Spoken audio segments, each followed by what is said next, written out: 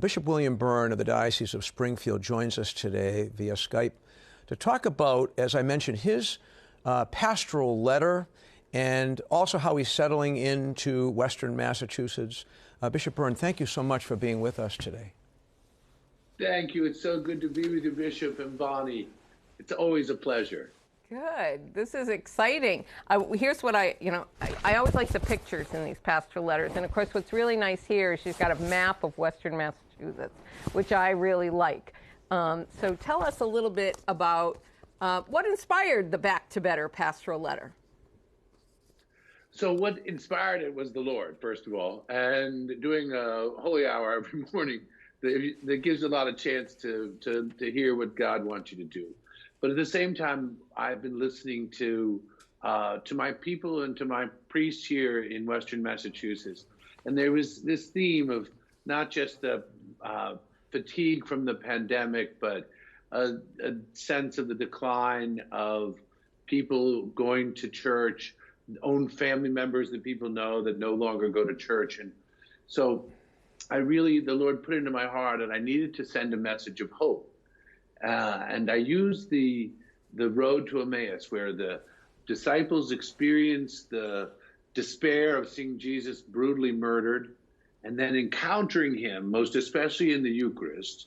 They recognize him in the breaking of the bread, and then they go on mission. So it's despair, encounter, mission was the journey to Emmaus that I wanted to take the people of my beautiful diocese.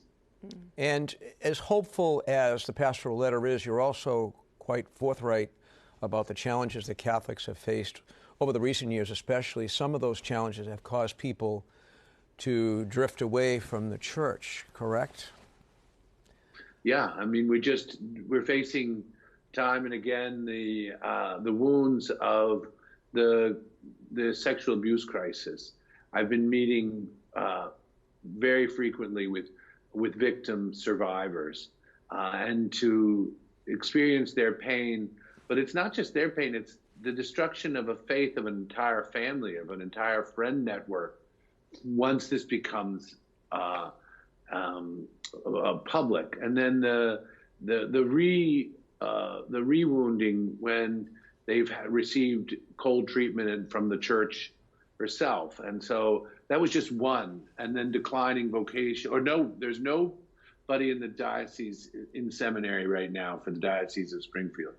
So all these things that would leave one to despair, I wanted to tackle head on so that we could let the people know that God's not done with Western Massachusetts. Oh, that's such a beautiful way to put that. And you did mention there's no one in seminary formation at this time. And one outcome of that was you addressed this in the pastoral letter as well, you appointed yourself as the Vocations director. So, I did, yes. So what made you do that? Well, I was looking around and I thought, okay, who do I think would be the best at this job? And I thought, well, I looked in the mirror and I thought, I need to own this myself, and I need to make sure that the priests and the people know that this is a top priority for me and for them, because it's the priest that brings us the Eucharist. It's the priest that brings us the healing of reconciliation. And it's also a sign, I think, of once we have the win of some seminarians, which I think we're going to have a couple next year, then it starts to build. The rising tide lifts us all up. Sure. So I decided I want to make sure that I'm overseeing this and leading the charge. Yeah. Well, as Cardinal Sean tells us all the time, vocations are everyone's business, including the bishop. Yeah. That's great. I did want to follow up on the vocations thing, because I read in the letter, and it really kind of caught my attention, was you going on this vocations is everyone's business. You were saying to people, if you would make a good son-in-law. So tell us a little bit about that analogy that you used. Yeah, so people want to know what should they be looking for. And I said, look to see if that person would make a good son-in-law. Because if you'd make a good son-in-law, if you'd entrust your daughter to him, then you should entrust the church to him. And that's what that was one of the criteria that we were looking for. the person who's in church all the time is not necessarily the guy I'm looking for. I want a guy who loves the Lord, but also is formed as a human being in a very effective way. And so that's one of the key elements that I think we need to do is what kind of guy should we be looking for? And also when we've already had several vocations events. Our very first one, we ended up with 30 guys showing up under the age of 35. Wow. I mean, that just shows you right there. But I say to them, you might be called to be a priest or the father of a priest. Come and find out. Everyone's called. Come to this event and help discern whether the Lord's calling you. Because I say, listen, I'm really glad my dad was not called to the priesthood. And speaking of vocations, I have met so many young guys who are studying for the priesthood and young priests too, who were inspired by adoration of the Blessed Sacrament in their parish or somewhere. And your letter touches on the importance of adoration in our parishes. Can you tell us a little bit about why you included that in your pastoral letter? Well, my experience has been that something mystical happens when you place the Lord at the very center.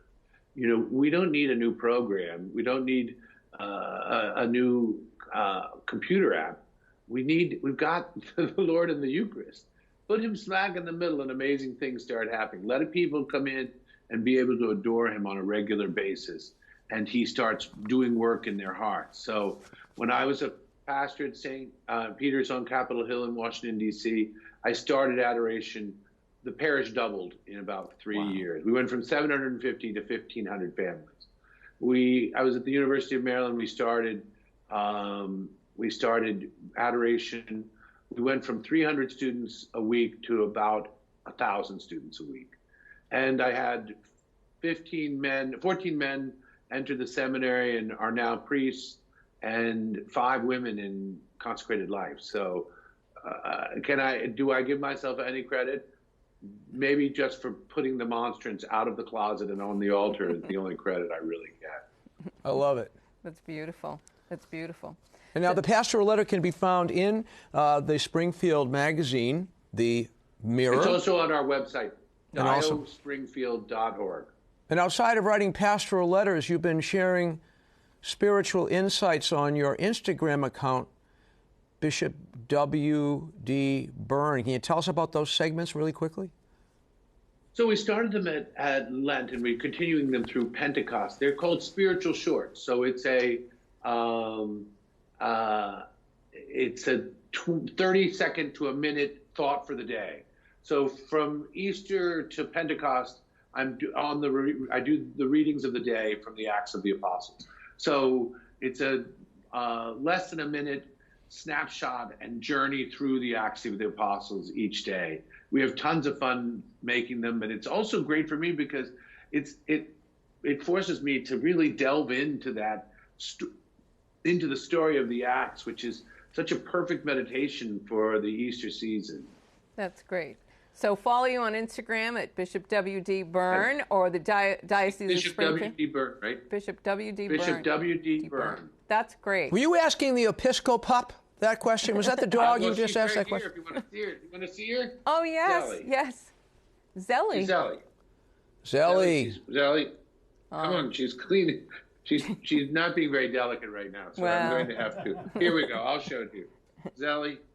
Zelly, come on. There she is. Beautiful. The Episcopop. The Episcopop is in the house. Very good. Bishop Byrne, thank you so much for taking the time to be with us. Thank you very much, Bishop Reed. Have a great week. Thank you very much, Bonnie. Come ring my doorbell when you're back here. I will. Thanks so much. Okay, God bless you. Thank God you. bless you, too. Bye Thank now. you.